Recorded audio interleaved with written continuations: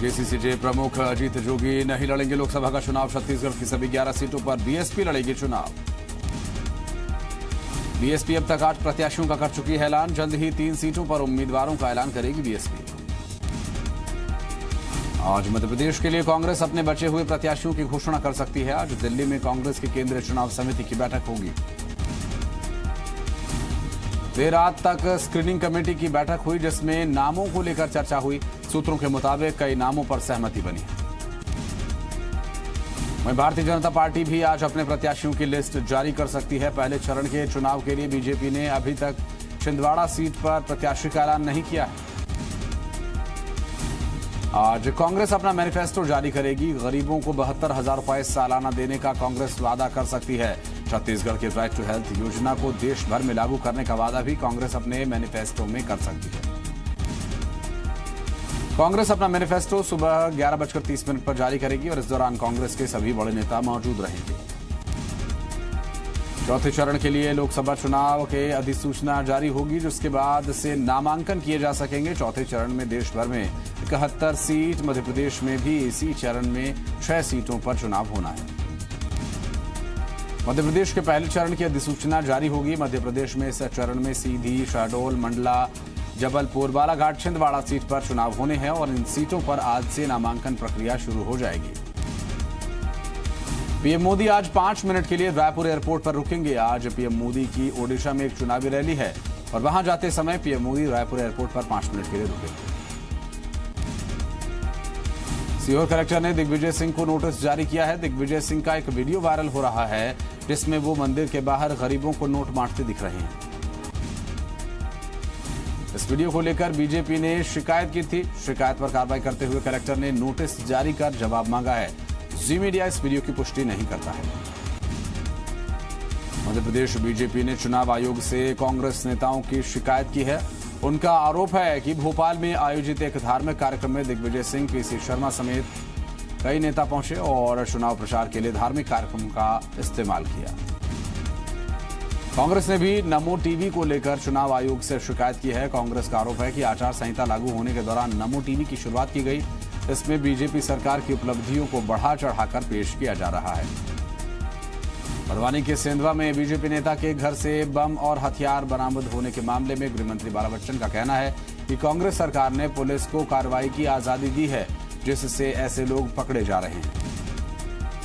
गृहमंत्री बाला बच्चन ने कहा कि पिछली सरकार ने ऐसे लोगों को संरक्षण दिया, साथ ही पुलिस को भी कार्रवाई की आजादी नहीं दी गई।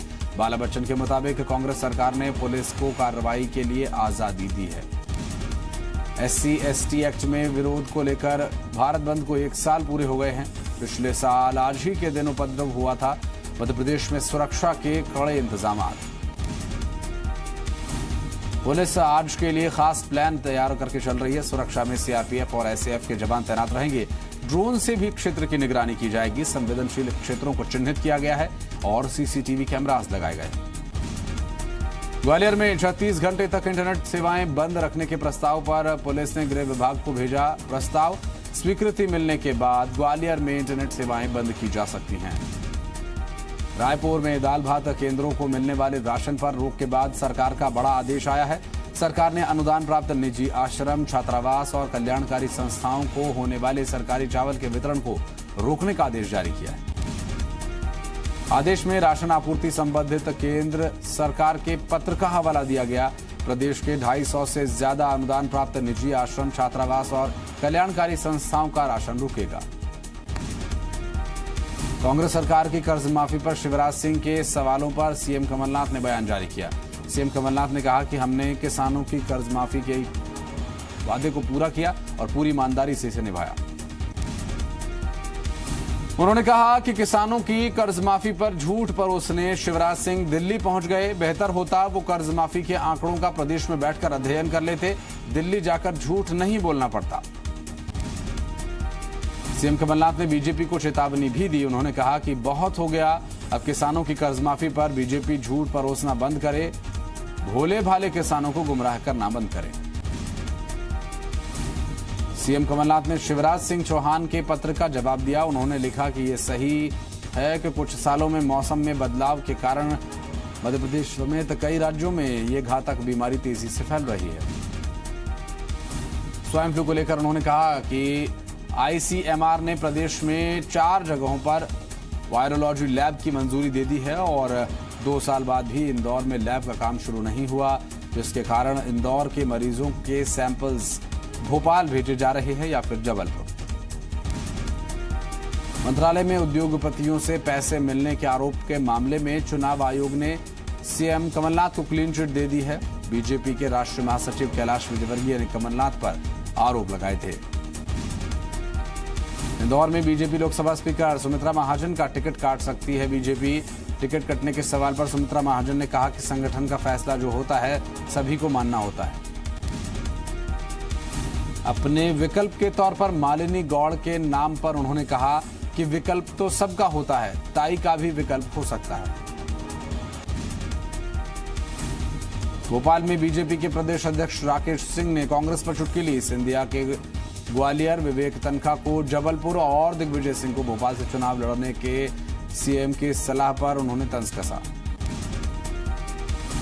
उन्होंने कहा कि कांग्रेस में सभी बड़े नेता एक दूसरे को निपटाने में जुटे हैं। वर्तमान, पूर्व और भविष्य में मुख्यमंत्रियों में झगड़े हो रहे हैं।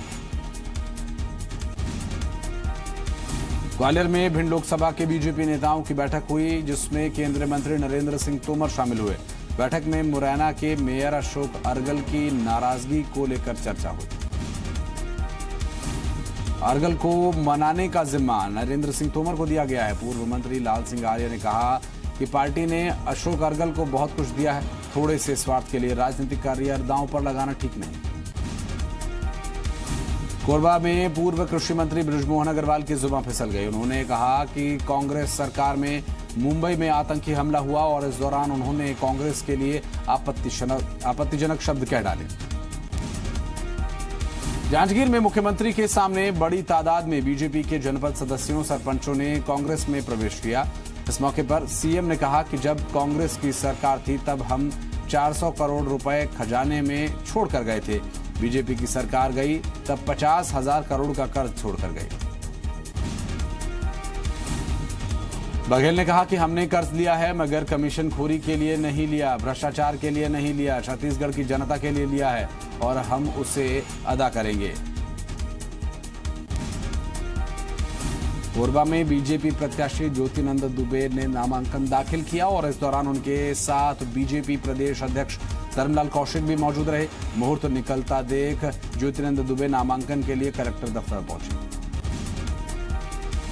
और इस बात की जानकारी धर्मलाल कौशिक और बृजमोहन अग्रवाल ने दी और उन्होंने जिलाध्यक्ष को जमकर फटकार लगाई। आनंद फानन में उनको वापस सभा स्थल बुलाया गया। रैली निकालकर दोबारा नामांकन करने पहुंचे। सागर के सानोधा थाना क्षेत्र में 12 साल के मासूम की कुएं में गिरने से मौत हो गई। व्यापारी राजेंद्र जैन का बेटा बाबू जैन सोमवार से लापता था। रात में परिवार को गांव के ही एक कुएं में उसका शव पड़ा होने की सूचना मिली। मौके पर पहुंची पुलिस ने शव को बाहर निकलवाया और शव के चेहरे पर चोट के निशान हैं। उमर अब्दुल्ला के बयान पर सियासी भूचाल आ गया। पीएम ने विपक्षी नेताओं को घेरा और कहा जब तक मोदी है तब तक ये मुमकिन है। उमर ने कश्मीर के लिए अलग पीएम की वकालत की थी। हैदराबाद की चुनावी रैली में एक विवादित बयान दिया था। जम्मू कश्मीर के पुंछ में पाकिस्तान की ओर से लगातार चौथे दिन सीजफायर का उल्लंघन। सीआरपीएफ के एक इंस्पेक्टर, एक बच्ची और एक महिला की मौत, 24 लोग इसमें हुए घायल। ये मोदी की आज 3 चुनावी रैलियां होनी है। रैली की शुरुआत ओडिशा के कालाहांडी से करेंगे और 2 रैलियां बिहार में हैं। बीजेपी अध्यक्ष अमित शाह आज मिशन दक्षिण पर हैं। तमिलनाडु के कर्नाटका में करेंगे रैली। बीजेपी प्रतिनिधिमंडल से चुनाव आयोग से मुलाकात। ओडिशा और बंगाल की शिकायत की। मालदा में बीजेपी कार्यकर्ता की हत्या का मामला था। तेज प्रताप यादव ने आरजेडी से अलग लालू राबड़ी मोर्चा बनाने का ऐलान किया। कहा सारण सीट से मां राबड़ी देवी चुनाव लड़ें, नहीं तो वो खुद निर्दलीय चुनाव लड़ेंगे। ममता सरकार ने बुद्ध पूर्णिमा की छुट्टी का ऐलान किया। बौद्ध धर्म के लोगों से वोट की उम्मीद। बांकुड़ा में टीएमसी प्रत्याशी सुब्रता मुखर्जी का नाम मिटाया गया। बीजेपी की लेफ्ट पर आरोप बीजेपी ने बेबुनियाद बताए। अयोध्या में श्री रामलला के दर्शन के वक्त में बदलाव। दर्शन के वक्त को 2 घंटे और बढ़ाया गया। रामविलास द्वारा वेदांती बीजेपी सरकार से नाराज हैं। दरअसल अभी पीएम मोदी अयोध्या नहीं आने से नाराजगी उनकी सामने आई। दिल्ली में इस साल डेंगू के 6 मामले सामने आए। इनमें से 4 मामले मार्च में सामने आए। ऐसे में अभी तक आमतौर पर जुलाई से नवंबर के बीच इस तरह के मामले देखे जा रहे थे। यूपी के हरिद्वार में 10 सट्टेबाज गिरफ्तार किए गए। 1 लाख रुपए की नकदी, 2 लैपटॉप और 20 मोबाइल फोन से बरामद हुए। यूपी के औरैया में महिलाओं ने अवैध शराब नहीं बनाने की शपथ ली। सरकारी सुविधाएं दिए जाने की मांग।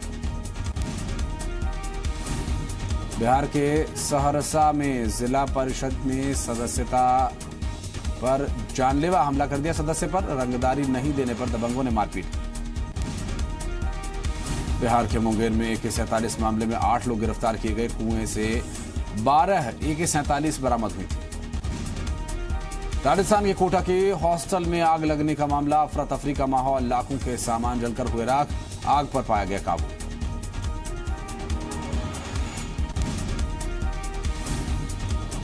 पर्यटकों के लिए खुल गया ट्यूलिप गार्डन। 2 दिन में करीब 10,000 से ज्यादा पर्यटक पहुंचे श्रीनगर। चीन ने नई पीढ़ी के डेटा सैटेलाइट को कक्षा में स्थापित किया। 2008 में पहला डेटा सैटेलाइट लॉन्च किया गया था।